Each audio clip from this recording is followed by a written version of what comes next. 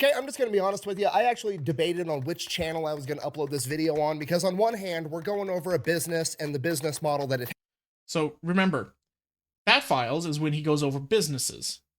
Fat Electrician is where he goes over war stories. has, but on the other hand, this restaurant is basically the Roman Colosseum of the South, and I'm pretty sure if you eat there enough, you actually get a deployment patch from the US military. Regardless, I wore my schnazziest tank top for the occasion. Today we're talking about Waffle House. Okay, just to be completely clear with everybody, I was pretty sure I was not going to get caught off guard because Waffle House. Not going to lie, he should have actually put this one into the Fat Electrician, just because of what it is, just because of this little joke. It would have been so funny. House is already absolutely crazy. I started looking into it and then found out that Waffle House is somehow connected to the Manhattan Project from World War II. So wait, what? What? Come again? Found out that Waffle House is somehow connected to the Manhattan Project from World War II. So they managed to actually surprise me, and we're going to get to it right after a word from our sponsor.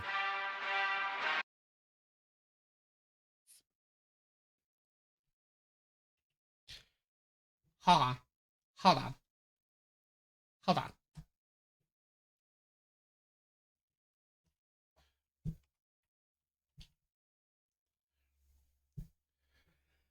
Only because I want to make sure I remember correctly. The Manhattan Project was a top-secret World War II research program from 1942 to 1947, led by the United States with UK and Canada's support, which successfully developed the first atomic weapons. I always wondered what was powering their backup generators.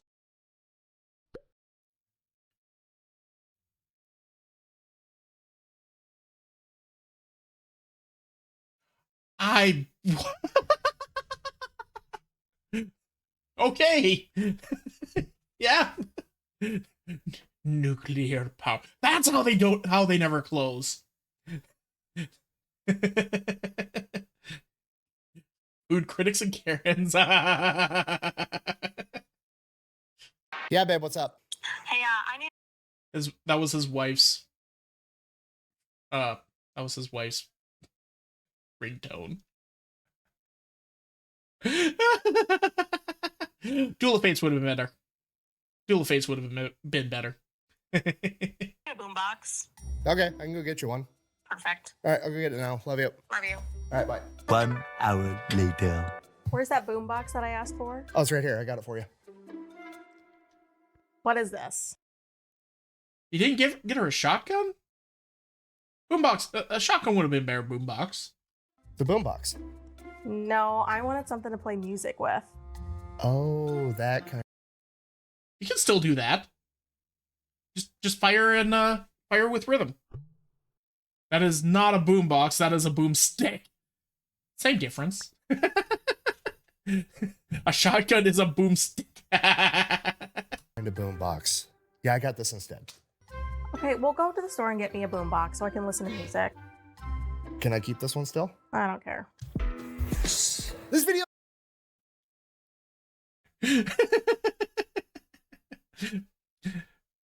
Guys, that is the exact opposite of Star and me. I'll be like, "Hey Star, can you go pick up this thing from online?" And she'll buy the thing plus like 6 other things, and then look at me with puppy eyes and be like, "Can I? Oh, I accidentally got these at the same time. Can I keep these?" And I'll be like, "Yeah, go for it. Fine." She's like, "Yeah." It's damn puppy eyes. The damn puppy eyes. Is brought to you by Delete Me. Okay, super simple business model. You give them money, they turn around and they make sure that online data brokers are not selling your personal information online. Okay, here's the deal. Pretty much anytime you use a free service on the internet and you click that little box that says, "I agree to the terms and conditions," you've basically just agreed to allow them to harvest as much of your. Yeah, they just fell into her online cart that she has 100% control over, right? That's... Pause. I need power tool. You're like, okay, you get a power bar. It's like, I needed a tool that uses power. Oh, well, we need this. Can I have it still? As long as you use it. Oh, that's a stipulation that That is just going too far, Puzzle. That is too far. personal information as humanly possible, they then turn around and sell that to online data brokers, and that's how they can afford to offer you a free service. But when you have delete Nah, Bezos hacked into her card and added more items. Ah, shit, you right. I should have gotten delete me. me, they go and they monitor all of these online data brokers for your personal information, and then if they find it, they submit all the opt-out forms on your behalf, so they have to take down and stop selling that information. So when you buy Delete Me, you're not actually buying anything, you're just buying your way out of all the negative consequences of all the free shit that you've already gotten. And because Yeah. they continue to monitor those data brokers, you're buying yourself out of all the future negative consequences of all the free shit that you haven't even gotten yet. So if you want to give Delete Me a try, there's going to be a link and a discount code down below. Let's get back to the video. And just as a reminder, guys, if you feel like you need to get the delete me in order to, you know, clean up your digital footprint a little bit, use this code. I don't have a code, so you can use this code. It is actually a very good thing to do. Like, it's expensive probably and all that, but like every time you sign up for like Genshin Impact, okay? If you go and get yourself an account on Genshin Impact, it's a free game. You can buy into it, but there is, you know, a free side to it, and they still need to somehow make money off of those of you who are playing it for free. How they do that? But in Genshin's situation, I think they mostly focus on their whales. But in other situations like, trying to think. Twitch. Twitch is a very free setup. It's not making all of its money off of the bits and sub revenue. Obviously not. Otherwise, you know, they wouldn't be struggling so much to push all these subscriptions all the time. And that's why your ads are so ass, because it's reading weird encryptions from you. So just be careful what you're doing. Everything has a cost, and if it's not asking you for money, you're the price. All right, Waffle House. Our story begins with a gentleman by the name of Tom Faulkner. This man graduated from law school at 23 years old, passed the bar, and immediately gets drafted in 1940 in the days leading up to World War II. Because he graduated from college, he's presented with two different options. He can A, go straight into officer training, and that's a 3-year commitment, or he can just be a normal draftee and go in as an enlisted soldier, and that is a 1-year commitment. Now, Ooh, I'd probably just go with the enlistee. Going for the 3-year one would guarantee you way more money and more tenure. However, the enlistee, yeah, you only have to do it for 1 year. And then you can just go back to your life. I'd probably just go for the one myself. you gotta remember, at this point in time, like 1940, while World War II is currently going on, America's not involved yet. The attack on Pearl Harbor has not happened. And prior to the attack on Pearl Harbor, the American people I'm from a military family, and I can tell you, go officer. Really? Yes, yeah, they would take care of their officers way more than their enlistees, yeah? Yeah, that would make sense. I'm just not like an officer type person. I'm not a leader. I guess I have kind of charisma. I'm just too soft. I'm just way too soft. did not want to go to war. Because of that, Tom Faulkner figures, hey, we're not actually going off to war. I don't want to waste 3 years of my time just Officers are also not usually sent into the front lines immediately, right? True. being in the military, not actually, you know, fighting a war or whatever. So he chooses to be a draftee. Goes into the military as an enlisted soldier, E1 private. From there, goes off to basic training. As soon as he gets through basic training, the attack on Pearl Harbor ends up happening. America enters the war. He immediately opts to go into OCS training and commits for 3 years. Bro roached out so fast. Oh. Detonate the bubbles. Oh, you're dead. You guys all enlisted. Pearl Harbor happened. At least they let him do it. True. Ah. Hi, Nyla.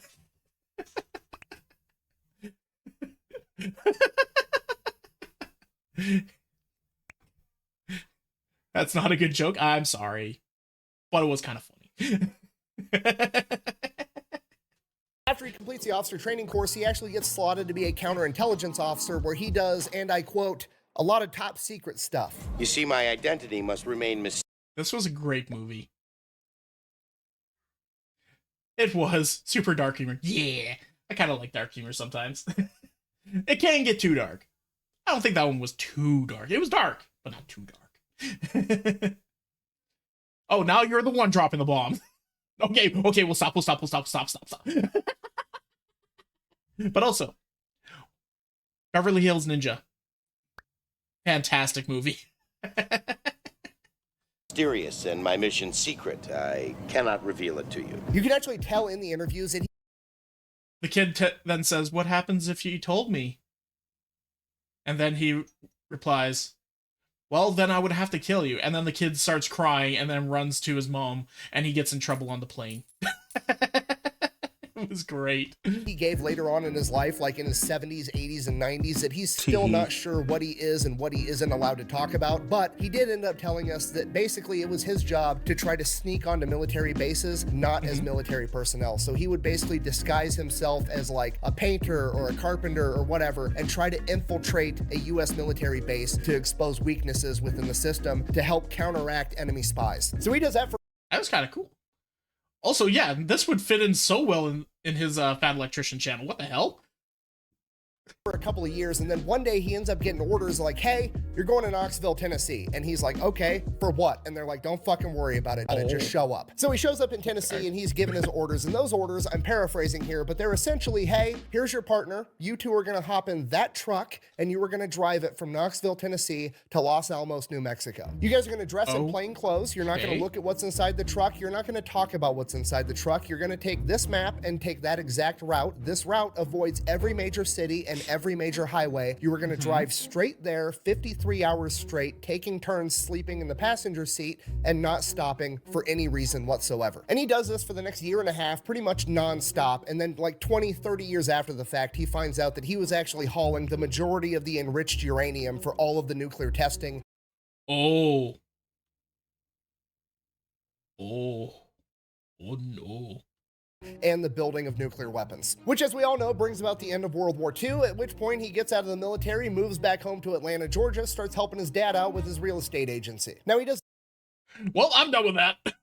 Well, someone had to. True. And you want to do that quietly. That for about 10 years, and during this time he ends up selling the house right next door to his to another guy by the name of Joe Rogers, and they pretty much become best friends. Joe Rogers was also an Army veteran. He was actually a pilot that flew B-24s in World War II. When Joe got back home after the war, he did not want to go off to college, so he actually just took the first job that he was offered, being a short order cook at a now defunct restaurant chain known as Toddle House. He worked his way up, becoming The Toddle House. I like that name. That's fun. I wonder if that chain is still open.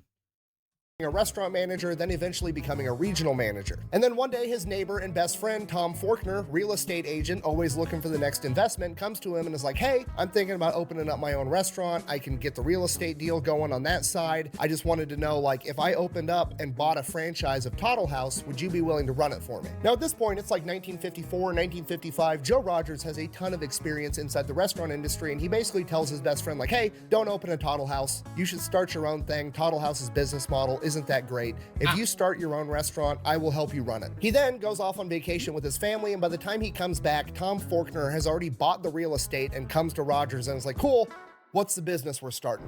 Where's Pancake's house? What? We stop at Pancake's house. And within the span Huh? Pancake's house? You know, pancakes. Little fluffy things with the holes in them. You mean waffles, you dumbass? Waffle House. of like 6 months, the very first of what is now the legendary restaurant chain of Waffle House opens. And Waffle House is legendary, probably for all the wrong reasons. I mean, even if you've never been to a Waffle House, you've heard about Waffle House because, well, I mean, Kid Rock got in a fight there. You've got Haley Booth, the viral Waffle House cook known as the last chairbender. Oh, that was in a Waffle House, that's right. There's entire subreddits and YouTube channels almost exclusively dedicated to all That Waffle House, that's my favorite amateur boxing arena. the fights that break out at Waffle House. I remember the first time I went to a Waffle House, I stretched first, I grabbed a GoPro, I was ready to yell World Star, nothing exciting happened. I just had delicious breakfast at like 3 o'clock in the morning, which is probably 99% of people's experiences because despite all of the negative PR, Waffle House makes a ton of money and has an incredible business model. Look, the most the loudest and craziest things you're ever going to hear are the crazy things. But that's a minority. The loudest shit is always the minority in everything. Okay? Just as a reminder, is always the minority. So, like, if somebody's yelling at the top of their lungs that this is happening, chances are good that's like 10% of what's actually happening. And the other 90% is probably fairly normal. Okay, Waffle House had about $1.4 billion in revenue last year, which is about $650,000 per location, and when you take into consideration that each Waffle House is absolutely tiny, that's really impressive. Out of their 2,100 tiny Waffle House locations, their yearly stats are 58 million cups of coffee, 124 million waffles, 153 million servings. Jesus. 85 million pieces of bacon, 153 million hash brown orders. Wait, that's actually a very minimal amount of bacon. I'm actually, if you think about it, that's very minimal, huh? And more hash browns than waffles. 58 million cups of coffee. These numbers are actually a lot smaller than I expected. I mean, like, in comparison, like, they're skewed in a weird way. Almost double the amount of eggs. We like our crunchy potatoes. True. Wait a second. I gotta check something. Okay. 272. That's 1,000. Okay, that's million. Divided by 12, right? Times, how much is a dozen eggs? Like 350, right? Now I want breakfast. I had tomato soup for breakfast. It's like 350, right? Huh. 80 million on egg. How else can you gain muscle mass without that egg protein? True. You need to beat up the people over at the next table at Waffle House. Drunk getting off from the midnight shift, coming from a party or on something. True. I'm still wondering what exactly you were doing. So, oh, I was calculating how, like, so they bought, hold on, 0.5. They bought, what is that? 22.5 million cartons of eggs, essentially. At 3.5 means that they spent about 80 million on eggs. Just for, like, their egg meals.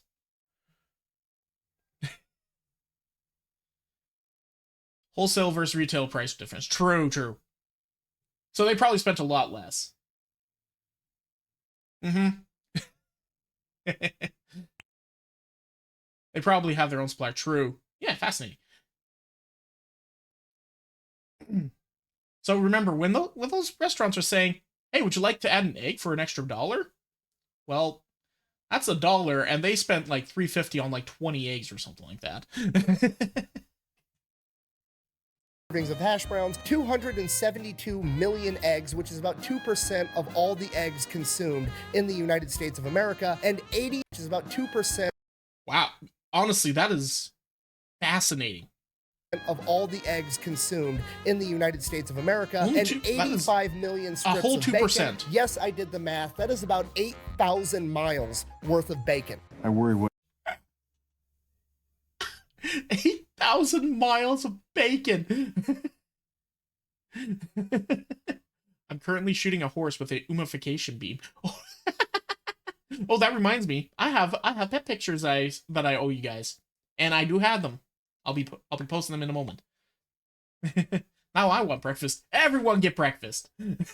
After this video, we'll take a 5-minute break. Everybody go get yourself some breakfast. what you just heard was, give me a lot of bacon and eggs. What I said was, give me all the bacon and eggs you have. So Waffle House is obviously doing something right. All of it. All of it.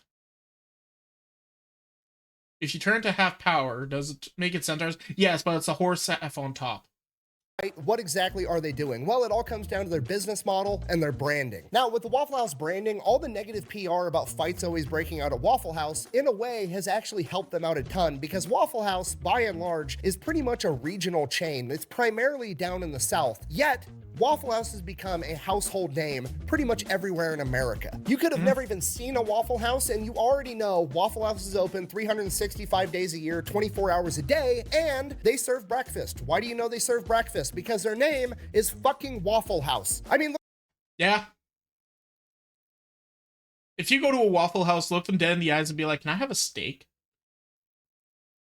I would pretty much expect the person behind you would just look behind them, look at you and be like, that fighting words, what are you? look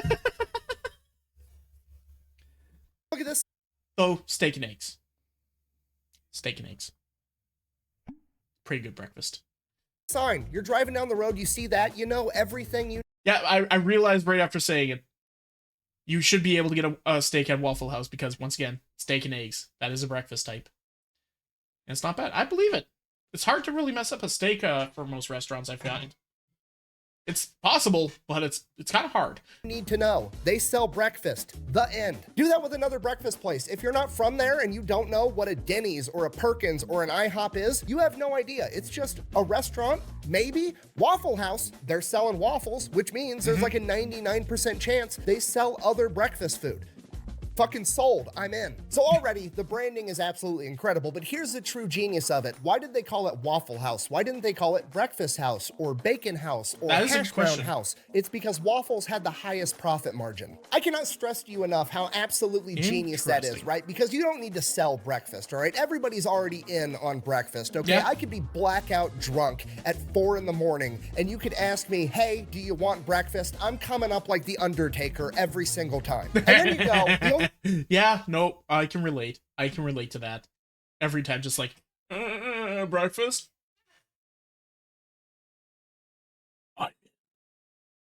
thing open right now is Waffle House, okay? I was already sold on breakfast from the get-go, but because Waffle House is where we're going, guess what I'm getting? A motherfucking waffle, and they're making more money. It makes sense that Tom Faulkner was a counterintelligence officer because the man literally said 2 words and has already subconsciously tricked you into ordering the most expensive thing on the menu that makes him Yep. Yep. Yeah, that's true. That's true. the most money. So the branding of Waffle House is both You go to a Waffle House, you buy the waffles. Obviously, that's the most expensive thing on the menu. You go to, like, I don't know, Boston Pizza. Their pizzas are usually the most expensive thing on the menu. Is it the best thing on their menu? No. Not always. Quite frankly, I actually go to Boston Pizza for their pasta. But you go to Boston Pizza and the first thing in your mind is like, I need to get a pizza. That's actually very smart. Just the one with the highest profit margin. Yeah, sorry, highest profit margin. Boston Pizza. It is it's kind of like it's a dinner restaurant. That's up in Canada here. They focus a lot on like pizza, spaghetti, sandwiches and that sort of thing. It's a diner. Yeah. Give me hash browns, eggs, bacon, sausage, and pancakes with syrup. Yeah. Kind of like how Red Lobster is better known for their cheddar biscuits than actual lobster. Yes. simple and brilliant, and the rest of the business model matches that to a T. Okay, all Waffle Houses are like virtually identical. They're very small. They only seat like 30 people, and you can actually see the cook making you your food. Now, at a glance, you're just like, oh, they're just going for that like 1950s drive-through type of a vibe, which they are, but there's way more to it than that. Because the restaurant is so small, the kitchen never has the opportunity to get bogged down, meaning that they're moving tables very, very quickly. So instead of having one kitchen and 100 customers, you've got one kitchen and 30 customers, and you can just turn those tables over 3 times faster, which pretty much guarantees that every customer is going to get exactly what they wanted. Okay, they're not going in there for 5-star dining. They're going in there because they're hungry and they want breakfast, and now they're going I'm drunk. I'm not feeling good. I just want some grease. Okay? Just give me some greasy breakfast, please. gonna get breakfast really quick in a small setting that doesn't feel like a packed restaurant where they have to wait in line to be seated. And I know what you're thinking, what if one Waffle House just reaches its maximum capacity, right? What if it's just completely full with a line out the door 24/7 every day of the year? Waffle House surely would build a bigger Waffle House, right? No, we're gonna take the same parking lot and right next to that first Waffle House, we're gonna build a second fucking Waffle House. Oh wow, this Waffle House is getting bogged down. What should we do? Should we make a bigger Waffle House? No, make another one. Right beside it. Having worked previously at Chili's and a Buffalo Wild Wings, I would love to work in the kitchen with 30 customers, right? I believe that. Okay, guys, we need to make sure we're filling up all our tables. Sir, we can fit like 150 people in here. Yeah, we want to make sure we're filling up all those tables. Get those moving as fast as possible. Blah, blah, blah, blah, blah.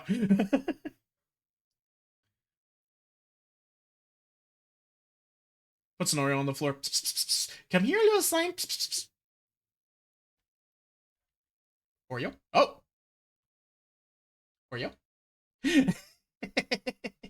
I don't like that. Oreo. Oreo. Me Oreo? Hi, beep boop. 150 people and you have 4 cooks if you're lucky. Shutters, yeah. And one of those cooks is actually dedicated towards, what's it called? Peeling potatoes. I saw that video. Okay, back to the video. Okay, the plan is working, and if it's not broke, don't fix it. Which is one of those things that seems dumb, but is actually brilliant. So obviously, speed is key to this business model, and they've done themselves a big favor with their menu because their menu is overwhelmingly simple, okay? It's literally one side of one piece of paper. Okay, the entire menu is comprised of like 10 things. They have waffles, sausage. Slide. Hearts for the slide. Hi, thank you. It's a very straightforward menu. There's literally one on there that says cheese and eggs. What is that? We have the all-star breakfast. We got the bacon, egg, and cheese melt. We got the biscuits and gravy. Oh, there's the steak and eggs. I see the steak and eggs. We got the steak and eggs on there. See? Once again, calling me a liar. Bacon, ham, eggs, toast, biscuits, gravy, butter, and syrup. Guess how many flavors of syrup they have? 1. It's fucking syrup-flavored syrup. The entire menu is syrup-flavored syrup. But what about marmalade? Paddington Bear would be very displeased.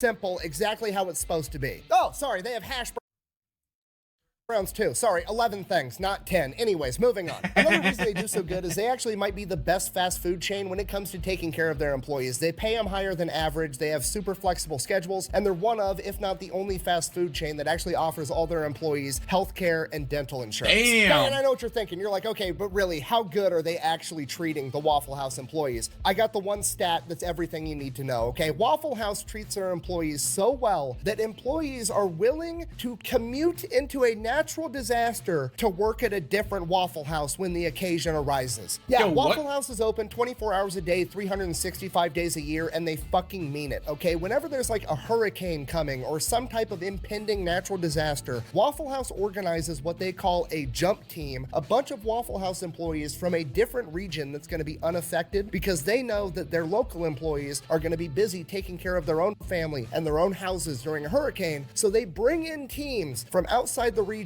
to work inside of a natural fucking disaster, and they're willing to do it. Damn. Damn. Sir, we're getting hit with a hurricane over here. What do we do? What do we do? Our employees, they can't make it in today.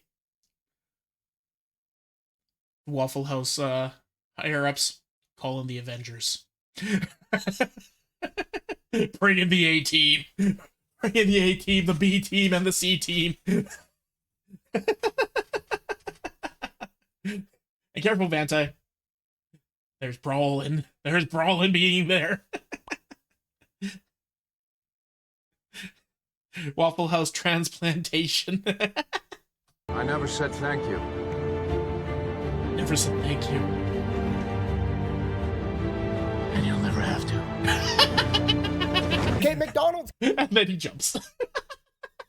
can barely get their employees to show up on a good day, and Waffle House has employees volunteering to commute into a fucking hurricane to make breakfast.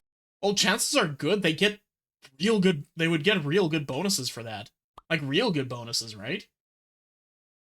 Like they already get paid. Like let's just make an assumption here, right? Most places like this would be paying like just going to throw a random number out, okay? Like $10. $10 an hour, okay? If they're paying more than average and like to a point where they're also like giving benefits and all that. Waffle House and Costco, two of the only non-shitty franchises. Yeah. Yeah.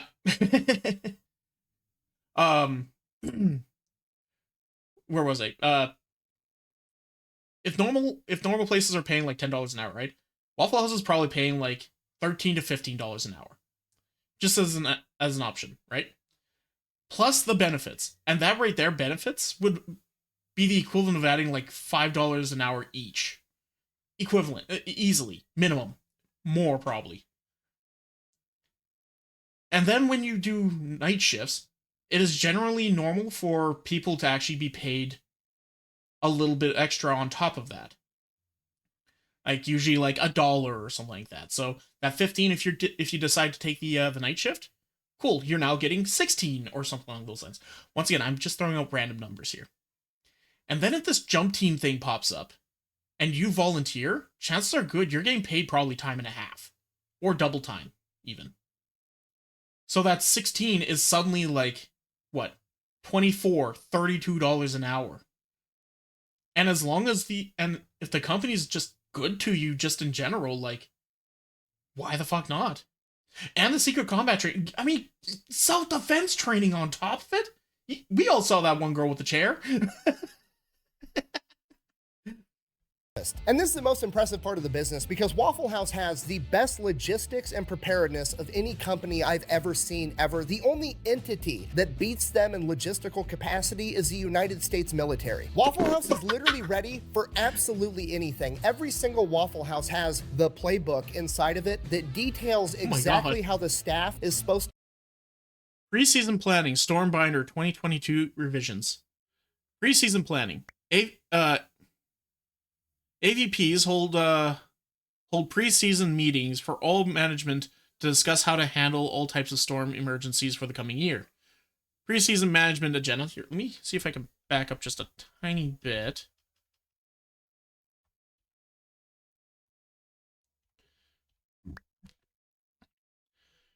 Preseason management agenda. Create a ground rules document to promote safety among team members during the response. Avoid unnecessary risk. Nothing is more important than your safety. Don't drive anywhere within a few hours of storm hitting. Cover unit ready checklist. Put a copy of hourly activity in inactive listings in each storm binder. Review associate management show up protocols for after storm. So like they're actually doing shit in order to make sure that they're like, this is what you have to do, what the managers have to do when planning these jump teams and planning their like storm setups. First draft for the house is done. Nice. So yeah, I mean, like, if you're looking for a good place to work, Waffle House might not be too bad. Just, you know, don't get into a fist fight. If a customer is becoming belligerent, go to your manager. Staff is supposed to handle literally any type of emergency or situation that could possibly arise. And if for some reason the situation comes across that isn't in that playbook, after it happens, they immediately add it to the playbook. It covers tornadoes, hurricanes, and they adapt. That's unheard of.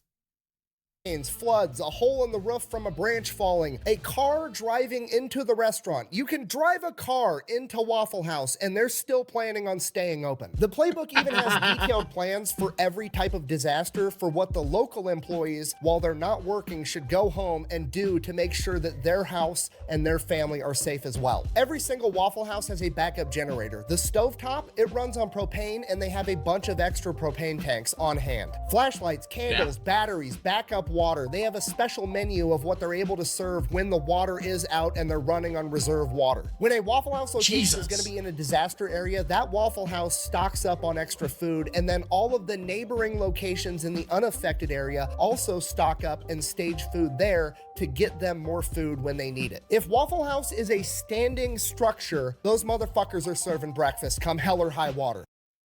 There needs to be a situation in one of the Fallout games where you actually go past a Waffle House that's standing and thus it is still running. Like, they need to have like a Waffle House in a Fallout game and it's still running and you can go there and actually buy a breakfast. That would be funny as hell. I'm not leaving. I'm not leaving. I'm not fucking leaving! Waffle House is so good at this that FEMA uses them to gauge how bad natural disasters really are. Yes, FEMA, the Federal Emergency Management Agency, literally uses the Waffle House Index to gauge how bad a disaster is. Okay. The Waffle House Index! The Waffle House Index! There should be a secret boss in the Waffle House. Belligerent customer. It's just like a glowing one or something like that. A glowing one with a Karen haircut. It's a real thing. Wait, what's a real thing? Oh, the Waffle House Index, yeah. It's very real. Green, Waffle House is running as normal. Yellow, Waffle House is using the backup generator or having to use an altered menu. Red, Waffle House is closed. People are probably already... No. It's not just closed. Reread that. The Waffle House is closed completely. Chances are good there is no Waffle House there anymore. That's why it's red. or having to use an altered menu. Red, Waffle House is closed. People are probably already fucking dead by that point. Waffle House is literally the Terminator of the fast food industry, okay? The fact that the federal government, probably the most powerful entity on the planet, maybe ever, looks at a chain of restaurants and is like, man, if Waffle House is closed, we need to mobilize. Mr. President, yeah?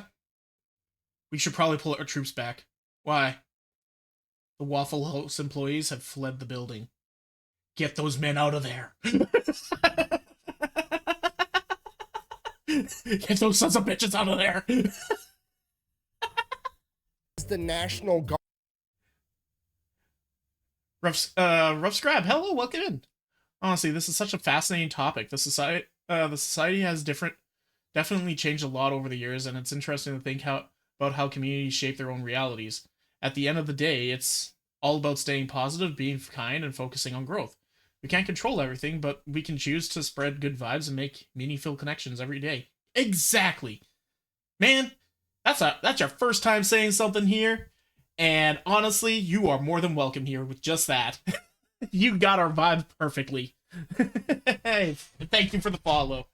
Welcome in. We can also use Waffle House as a measuring stick. True.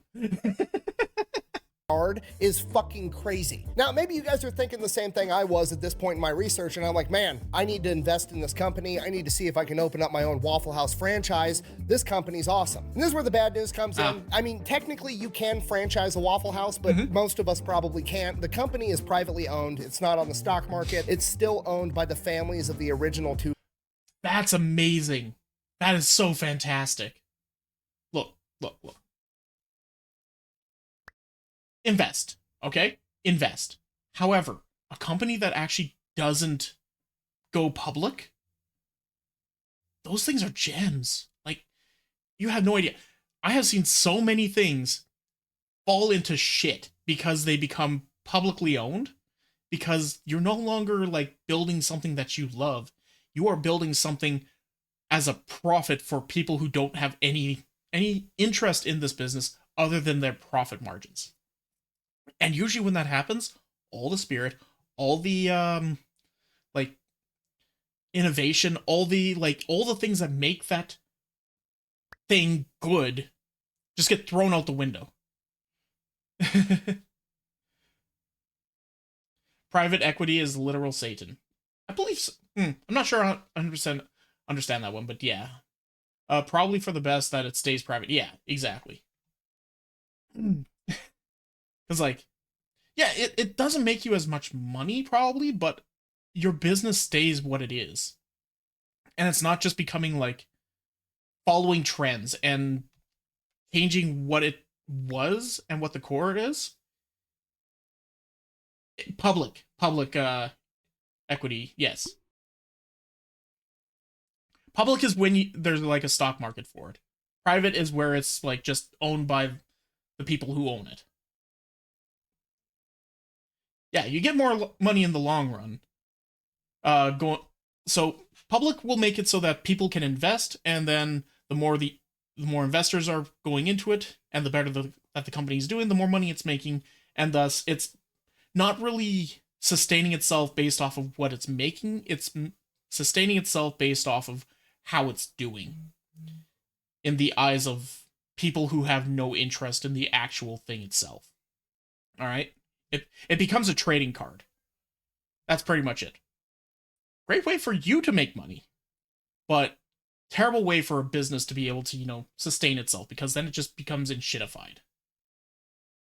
Founders. And while they do allow franchises, they are super picky about who they let buy in to have a franchise, and they make it very, very expensive to buy in to make sure this is actually what you want. And while that is unfortunate, I think it's actually kind of awesome. It's a company that actually has morals and cares about their image more than they care about next quarter's profits, okay? It's a company that has committed themselves to making breakfast under any circumstances, and they're gonna see that through till the very end, even though keep the soul of the place and you'll live comfortably for the rest of your life. Annihilate that profit and you'll get a lump sum that will last a decade. True.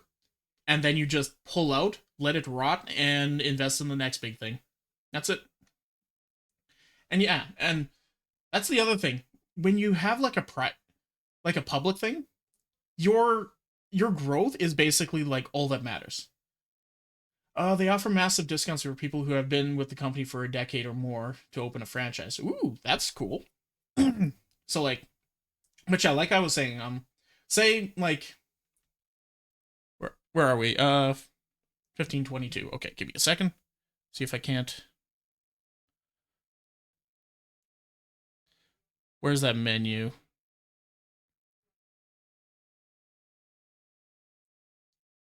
I can't find it. Okay, we saw that they sold like 256 million eggs, right? They sold 256 million eggs, right? Right? So if they were a publicly owned company, they would be like, okay, we want to make sure we're selling 300 million eggs this year. We have to sell 300 million eggs. If we don't, your bonuses are all on the line. That's what a public ownership does to a business. It makes it so that they will tempt you with a pittance of bonus, but if you don't get that get their quotas met, you get fucked over. And even if you do it, they will try to find a way for you to get fucked over so that more money goes to the shareholders and higher ups, people that aren't actually doing the work. This is personal opinion. I'm sure there are businesses that are better about it, but like, this is just something I've seen myself, and it sucks. It really sucks. Again.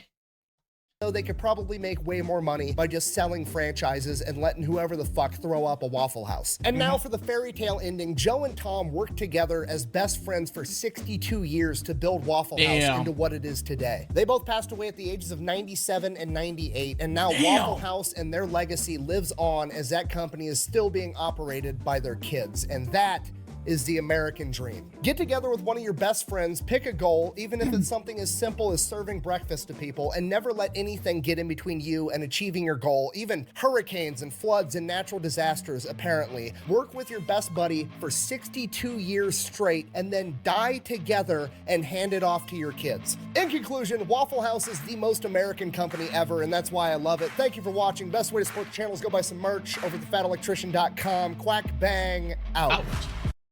Vantai slowly gets job application. God bless them. Fuck yeah. No, go for it. And if it doesn't end up feeling good for you, don't stay. Just like, and that's the nice thing about it. Give it a try. What's the worst that can happen? You don't like it? Move on. But no, that was fun. That was great. And it's amazing to see businesses are still working fairly well like that.